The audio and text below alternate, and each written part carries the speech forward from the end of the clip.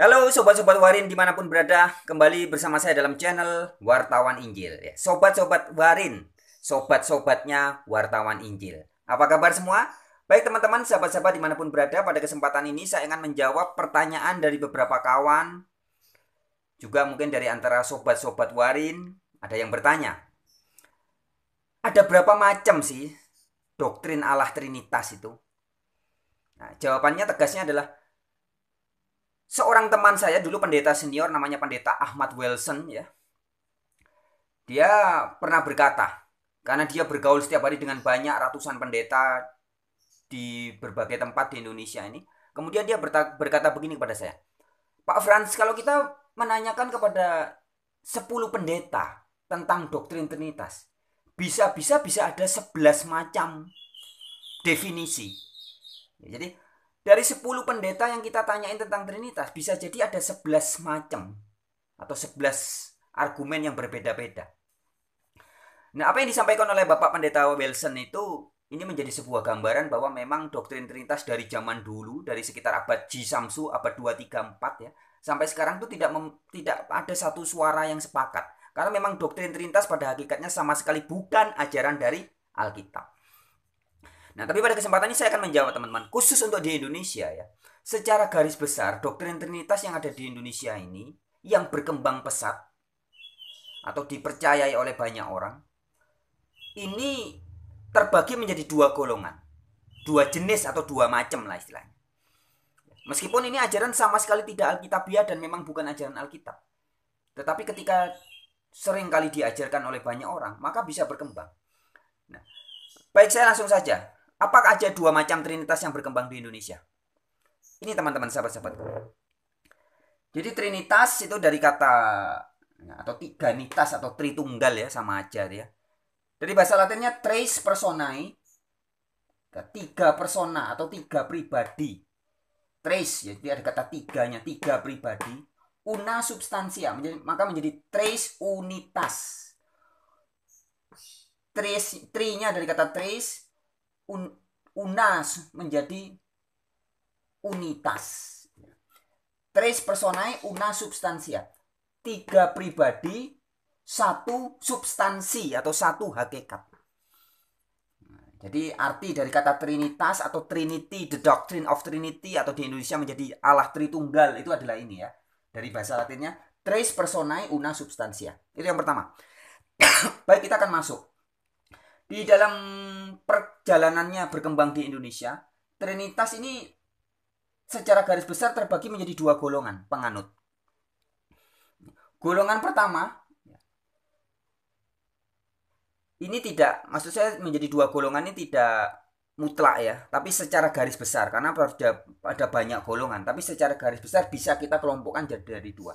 Nah, golongan yang pertama atau kelompok pertama adalah orang-orang yang percaya bahwa Allah itu, Allah Trinitas itu adalah Bapa, Putra, Roh Kudus. Jadi Allah itu adalah Bapa, Putra, Roh Kudus. Jadi putra saja bukan Allah. Bapa saja bukan Allah. Roh Kudus saja bukan Allah. Tapi akan menjadi Allah ketika Bapa, Putra, Roh Kudus. Maka orang-orang penganut kelompok ini sering memberikan ilustrasi seperti manusia. Tubuh, jiwa, dan roh. Tubuh saja tanpa jiwa, tanpa roh, mayat. Roh saja tanpa jiwa, tanpa tubuh, bukan juga manusia. Nah, jadi harus ada ketiganya baru bisa disebut sebagai Allah. Kira-kira begitu. Nah, di Indonesia orang-orang yang gencar mengajarkan ini diwakilkan oleh orang-orang atau intelektual Kristen yang menyebut diri sebagai intelektual atau guru-guru ya. Seperti misalkan nama Bambang Nursena. Nah, Pak Bambang Nursena ini gencar mengajarkan Trinitas tipe model kayak gini. Kemudian ada juga Romo Daniel Biantoro. Ada Ibu Rita Wahyu, pengasuh web sarapanpagi.org ya. Kemudian ada juga Bung Gracia Pelo. Dan semua murid-muridnya. Ya, ini rata-rata ini Rita Wahyu, Gracia Pelo ini juga murid-muridnya Bambang Nursena ini. Nah, ajarannya seperti ini. Jadi Allah itu adalah Bapa, Putra, Roh Kudus. Ini versi yang pertama. Jadi Allahnya satu. Tapi Allah yang satu itu terdiri dari Bapa, Putra, Roh Kudus. Kira-kira begitu. Ya. Nah, kemudian yang tipe kedua. Ini Trinitas diartikan sebagai tiga pribadi Allah dalam satu hakikat. Jadi hakikatnya yang satu, yaitu sama Allah. Tapi pribadinya ada tiga. Yaitu Allah Bapa, Allah Anak, dan Allah Roh Kudus.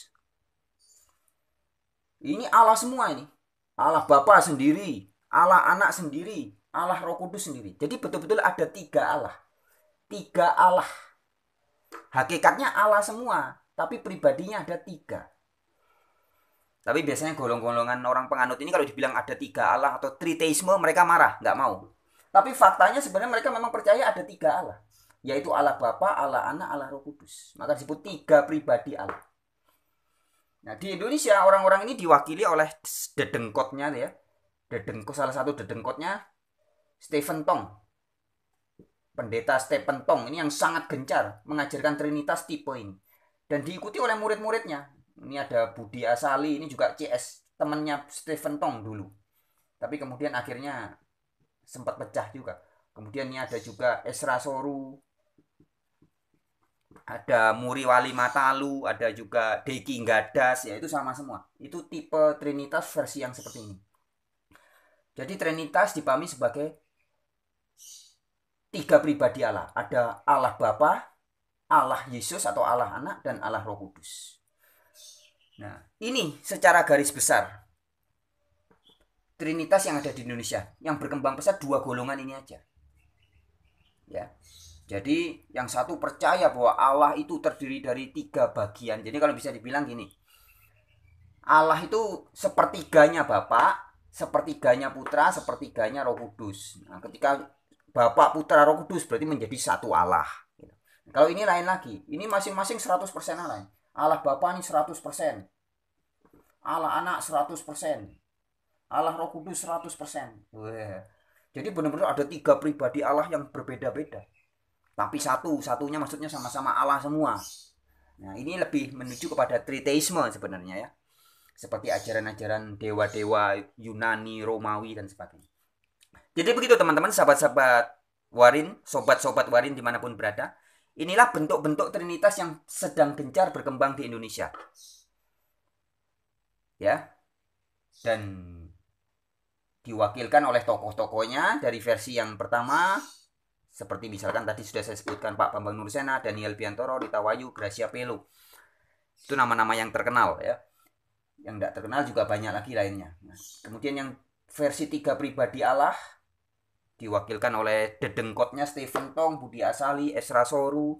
Ada lagi yang baru-baru muncul tuh Deki Nggadas, kemudian Muri Wali Matalu, dan lain-lain sebagainya. Jadi itu intinya teman-teman. Jadi baik Trinitas versi 1 maupun versi kedua ini, karena ini sama sekali bukan ajaran Alkitab, ya tetap saja tidak Alkitabiah. Jadi di Alkitab yang diajarkan bahwa Allah yang benar itu yang disebut sebagai Bapa. Jadi Alkitab mengatakan Allah yang benar itu Bapa ini. Allah Bapa ini. Bagaimana dengan Putra? Alkitab mengatakan Putra adalah utusannya. Roh Kudus juga dikatakan Allah mengutus ketujuh rohnya. Bahkan di kitab Wahyu ada ketujuh roh. Ya. Jadi Putra ini utusannya Bapa. Roh Kudus juga dari Bapa. Sedangkan Allah siapa? Bapa. Itu kata Alkitab. Yesus di dalam Yohanes 17 ayat 3 tegas mengatakan, Bapa engkaulah satu-satunya Allah yang benar. Jadi ketika Yesus mengidentifikasi satu-satunya Allah yang benar, Yesus tidak menunjuk kepada Bapa, Putra, Roh Kudus. Jadi Bapa di surga, aku, dan Roh Kudus. Tidak bisa. Yesus tidak pernah berkata begitu. Yesus juga tidak pernah berkata bahwa engkaulah satu-satunya Allah yang benar, yaitu Bapa, Allah Anak, dan Allah Roh Kudus. Juga tidak pernah begitu. Baik Yesus, Paulus ya, dan rasul-rasul perjanjian baru semua tegas. Ketika berbicara tentang Allah, yang dimaksud adalah Bapa. Bukan Putra, bukan Roh Kudus. Ya, nah hal ini kadang disalahpahami oleh orang-orang seperti Gracia Pelo, Pak Bambang Nursena, dan murid-muridnya itu. Mereka kadang mengutip-ngutip tulisan-tulisannya murid-muridnya Rasul Yohanes katanya ya. Ada Polikarpus, Ignatius, siapa lagi? Clement ya. Katanya di situ ada ditulis tentang Bapa, Putra, Roh Kudus. Nah, karena di tulisan-tulisannya murid-muridnya Rasul Yohanes ada ditulis Bapa, Putra, Roh Kudus. Loh, ini berarti Trinitas. Nah, ajaran yang seperti itu sebenarnya hanya kesalahpahaman saja, teman-teman. Ya. Jadi bukan hanya Clement, Polikarpus, kemudian Ignatius saja yang sebenarnya pernah menulis di satu buku tentang adanya Bapa, Putra, Roh Kudus. Saya berikan contoh ya ini. Contoh fakta.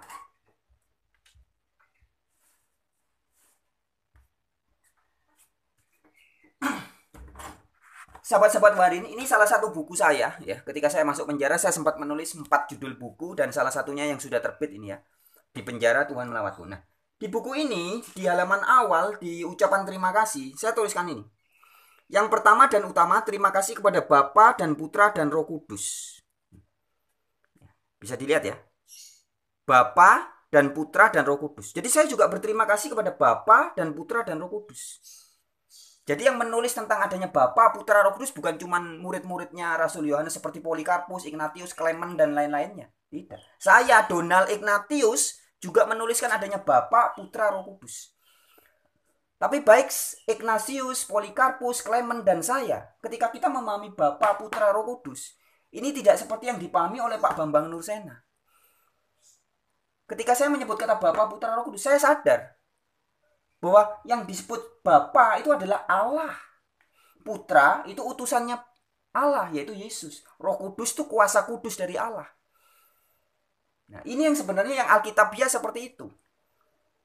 Jadi yang Alkitabiah, ketika kita berbicara tentang adanya Bapa, Putra, Roh Kudus, itu ketika kita bicara Bapa. Oh, Bapa maksudnya Allah yang benar. Putra itu Yesus, utusannya Bapa. Roh Kudus, kuasa kudus dari Allah Bapa. Bukan karena saya menyebut terima kasih, ya, tadi saya lihat ya di buku ini saya bilang terima kasih kepada Bapa, Putra, Roh Kudus. Kemudian orang menafsirkan, lu berarti Franz Donald percaya Allah itu Trinitas. Ini kan kegagal pahaman. Sama seperti ketika Pak Bambang Nursena atau Bung Gracia Pelo membaca buku-buku kuno tulisan Ignatius, Polikarpus, Clement, dan lain-lainnya itu. Dimana di dalam teks-teksnya tertulis mereka juga menyebut adanya Bapa, Putra, dan Roh Kudus. Kemudian ditafsirkan, lu ini berarti Allah Trinitas. Itu gagal paham ya. Harusnya dipahami bahwa Clement, Polikarpus, Ignatius percaya bahwa Bapa itu satu-satunya Allah yang benar. Putra itu ya Yesus Kristus, utusan dari Bapa. Roh Kudus itu kuasa kudus yang diberikan kepada para murid. Baik, begitu saja teman-teman, sahabat-sahabat pada kesempatan kali ini. Terima kasih sobat-sobat Warin yang sudah mau menyimak dan memperhatikan video ini. Salam jumpa di video-video yang lain. Shalom.